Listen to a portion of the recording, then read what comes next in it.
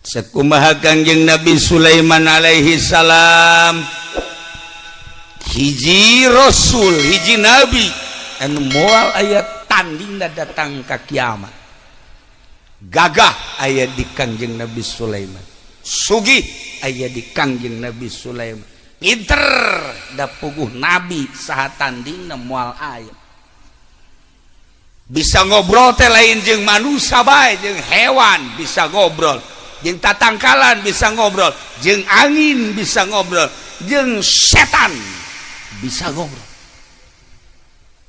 Ieu kehebatan Nabi Allah Sulaiman alaihi salam. Begitu datang waktu lebaran Kangjeng Nabi Sulaiman ngobrol jeung beo.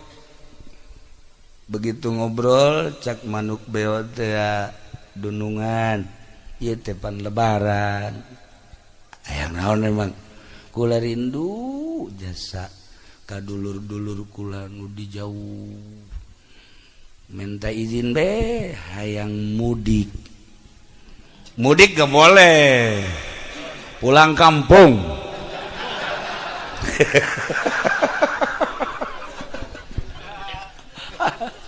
hebat presiden urang mah atuh mudik teu meunang pulang kampung boleh seperti eta lah udah sok seri sih atuh tah oh cek Kangjeng Nabi Sulaiman sabaraha poe eta kaditu ka lembur sabulan abdi di perjalanan jadi lamun bolak-balik 2 bulan oh cek Kangjeng Nabi Sulaiman geus atuh ku ari mah dibere 3 bulan balik sabulan jang kadi sabulan jang di imah sabulan alhamdulillah cak beo nuhun dudungan abdi pamit balik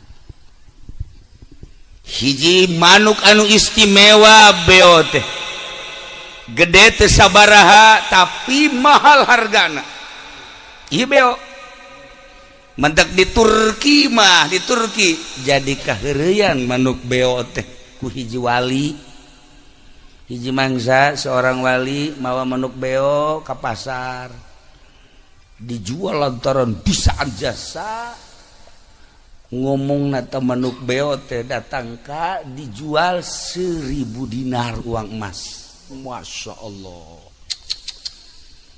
bayar isukna nyana mawa kalkum mawa koto kalkum ka pasar hayang lakuna 1000 dinar di sarua bae nu kamari meuli beo teh ka dieu tah beuli man eta naon kalkum atuh kalkum mah teu hayang aing kudu 1000 pan leuwih gede ti beo leuwih gede leuwih bagus kalkum mah sorana ge atuh pan hebat masa sih murah wabeh jelema embung ka kalkum mah hayang ge beo gorenganan loba kabisa beo di Nurjaya ge sakieu ge lain beo bebeoan doang lumayan kan nyana ai maling buntut-buntut bae mah bisa tuh kan tuh ari sieu mah kalkum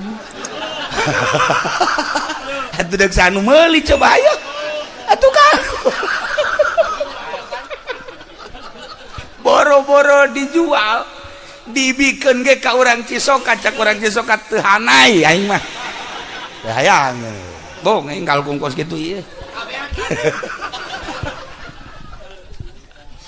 di jerona aya makna tersendiri manuk aya nu leutik mahal beo mahal tapi aya nu gede manuk-manuk jeung hayam-hayam nu teu bermakna mah murah eta keur carita ukuran dunia cerita ukuran akhirat ge sarua bae gitulah teangan makna-makna supaya diri urang teh mahal tarolah urusan dunia mah gampang mahal teh menurut Allah mahal teh menurut Nabi Allah mahal teh menurut kekasih-kekasih Allah eta tah ngamahalkeun makna moal bisa di sekolahan tama dunia kabeh ge ngamahalkeun makna sugan kuari aya di pendidikan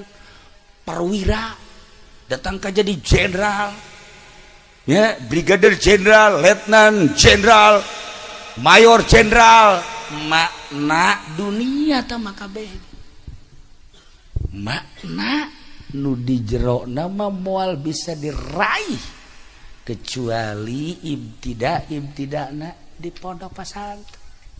Kadeleuna hina, kadeleuna di bawah sederhana mun dipandang ku mata nu ieu.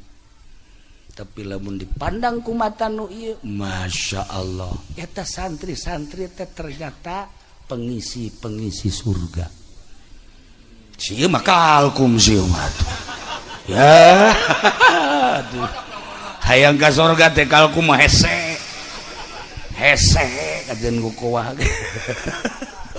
Ya Allah. Kacaritakeun manuk beo teh mudik. Wow, datang ka imah teh atuh dibagiakeun ka lemburna. Ku dulur-dulurna jeung rekan-rekan berikut tetangga-tetanggana. Terasa sakedeung sabulan teh lantaran loba kanikmatan jeung kaindahan-kaindahan. Hirup urang teh kitu lamun urang nikmat contona urang jadi panganten sapeuting asa samenit. Tapi lamun urang nyeri huntu sapeuting sakumaha 10 tahun. Nyeri huntu mangalayan eueuh pan. Delok aya nu ngalayan ka mana nyeri huntu. Tah ieu. Ya. Gering pangjore-jorena nyeri huntu. Tah eta sabulan sakedeung lantaran kanikmatan kapanggih jeung dulur, kapanggih jeung rekan, kapanggih jeung tatangga. Sendagurau. Nikmat sabulan teh teu karasa. Geus datang deui ka waktu balik. Duh, cak beo sakedeung amat ieu. Nyana hayang mawa oleh-oleh jang raja. Naon nu paling dipake karesep sedengkeun di kerajaan mah nu ngaran dahareun inumeun pake geus teh kudu dicaritakeun. Naon isi oleh-oleh aya tah nu boga beo. Ieu aya hiji cai ngaranna cai kahuripan. Lamun diinum ku saha bae ieu bakalna moal paeh-paeh. Tah cak beo ieu mantep ya jang oleh-oleh raja mah ieu. Hei geus langsung diasupkeun kana botol leutik haju ditalikeun kana jangjangna beo pamit selamat tinggal saudara rekan ahli-ahli kula endek berangkat di ka istana untuk melaksanakan tugas sebagai satpam beo teh berangkat Kangjeng Nabi Sulaiman geus kieu bae beo can datang ya geus datang ka waktu datang lamun eueuh poe ieu waing disusul melalui angin sia jeung melalui setan-setan berangkat Kangjeng Nabi Sulaiman ya setan ya jin ya angin teu kebal datang beo assalamualaikum waalaikumsalam woi maneh beo muhun tuan raja ditanya kumaha kaayaan diri itu cerita beo bahagia luar biasa. Terakhir cek beo kula teu boga oleh-oleh naon jasa segala aya di dieu mah ngan ieu be boga oleh-oleh teh cai kahuripan. Cek Kangjeng Nabi Sulaiman ieu fungsina naon? Ieu fungsina lamun diinum ku tuan raja teh ieu moal paeh-paeh panjang umur datang ke hampir kiamat. Nah, mantep cek Kangjeng Nabi Sulaiman. Gas, terima. Tapi Kangjeng Nabi Sulaiman kan ngayakeun musyawarah. Di Indonesia kan aya permusyawaratan. Bacakan Musa Pancasila. Rakyat. Gegeraan atuh rakyat. Sia geus kolot kudu nyaho. Rakyat ya. Bodoh dibawa bae.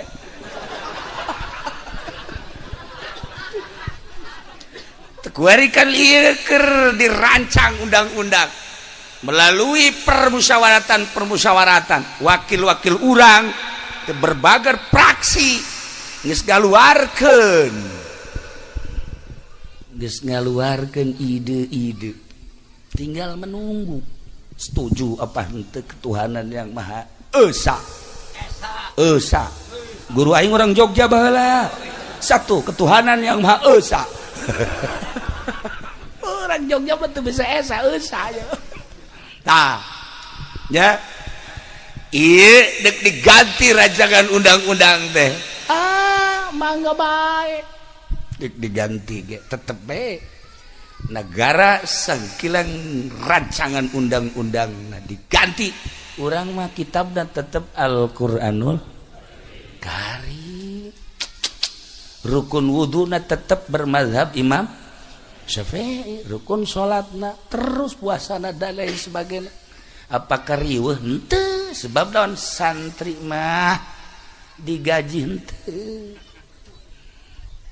teu digaji jeung teu hayang jadi nanaon hiji be santri mah embung jadi nanaon hayang jadi ahli Allah ya Allah emang sih ya kalku mah bae da loba kahayangnya nama santri mah teu hayang sugan jadi guru teu hayang jangan jadi muid teu hayang sugan jadi DPR embung dipaksakeun ge teu boga ijazah teu hayang santri hiji be hayang jadi ahli Allah beuh kak bulu aing ngadengen lagi kos bener teh gitu dah dah hebat dah santri Masya Allah guys ulah jaritakeun urusan negara teh mah anu ngageugeuh sabodo maranehanana kege karasa ku urang kabehan di mana diganti ya pasti urang ge atuh ih si masuk atuh narembel bae kos jagoan bae sia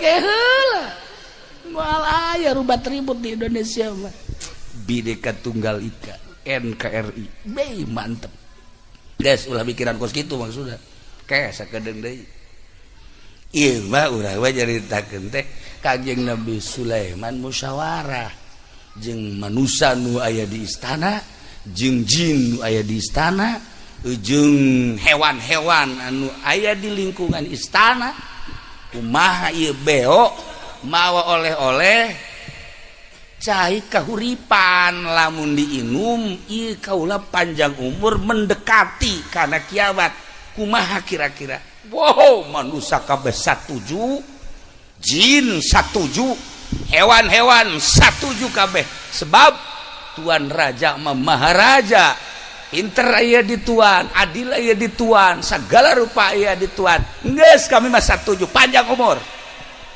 kabeh satuju ngan aya manuk kokok beluk di dia manuk kokok beluk naon sarua manuk kokok beluk paingan banget da kos kokok beluk ieu rajana ye cak manuk kokok beluk ke tuan raja manusia kabeh satuju jin satuju hewan-hewan satuju ulama ya nyebutkan tersatuju besi kula di brendel ya cara di MPR kamari cara di pusat di brendel datang ke kuarit ya direnggenkeun apa bahasana direnggenkeun nya urang dieu teh mangarana direnggenkeun heula ulah dilanjut teh lanang toh tapi kieu cek manuk kokok beluk tuan raja milu beh lah jeung kula yuk kamana ayo milu diajak ke hiji tangkal kayu gede aya gowok di dinya tah ieu aki-aki nu aya di gowok gede babaturangna ngan kula doang nyana ieu geus teu daya teu upaya geus sabaratus taun meureun nyana gara-gara nginum cai kahuripan kuari jadi ieu teu bisa ka mana batur geus paraeh kabehnya tinggal kicep bae kieu tuan daek gitu hayang ai cak Nabi Sulaiman tuan ge lamun nginum eta bakal kos kieu bung cak Kanjeng Nabi Sulaiman bung langis kos eta dimusyawarahkan deui di MPR Kumaha rancangan undang-undang salah aing. Kumaha urusanana cai kahuripan. Tetap cek manusia, jin dan hewan inum Tuhan. Datang ke mana coba kekuatanana lantaran Tuhan mah adil. Didinya malaikat Jibril turun langsung, dia tepak ku malaikat Jibril besi diinum. Plek. Bepes. Jeh. Cek lagi nu saya numpak-numpak. Jibril, oh hampura Jibril. Suganti si Pepen dibunuh gua ingat. Si Kalkum itu mana naonan itu. Akhirnya ulaheun ku malaikat Jibril. Cek Kangjeng Nabi Sulaiman emang ulah panjang umur. Masya Allah cek malaikat Jibril bisa bae ajen tanpa nginum cikahuripan menta ka Gusti Allah ja Allah mah deudeuheun jeung nyaaeun tetapi naon hartina panjang umur ai bakal okos anu digowok mah iyaheun ya cek Kangjeng Nabi Sulaiman aga satu henteu lah. Nah ieu Kangjeng Nabi Sulaiman bae ge hendeuk dipanjangkeun umur melalui permusawarahan ditepak ku malaikat Jibril ulah. Iya, sarua. Si pan hayang panjang umur. Urang doakeun yuk, mudah-mudahan. Amin. Ndek naon deui atuh hirup di dunia. Ndek naon deui. Ya sanajan kawin deui, jaka deuleuna doang gagah ge. Buktina si itu nangis merengut bae. Salah aing cek ye milih si eta. Nggak tuh Kalkum ngaranna. Tak itulah para jamaah kaum muslimin wal muslimat rahimakumullah. Ternyata horegadan cek Kangjeng Nabi Sulaiman ulah hayang panjang umur, ulah hayang pendek umur, urang pasrah bae ka Gusti Allah kumaha ajal bae. Nu penting salila hirup urang ibadah ka Gusti Allah. Sebab Allah janji ketika orang jadi kekasih Allah, Allah geus nyadiakeun surga. Ya Rasulullah salam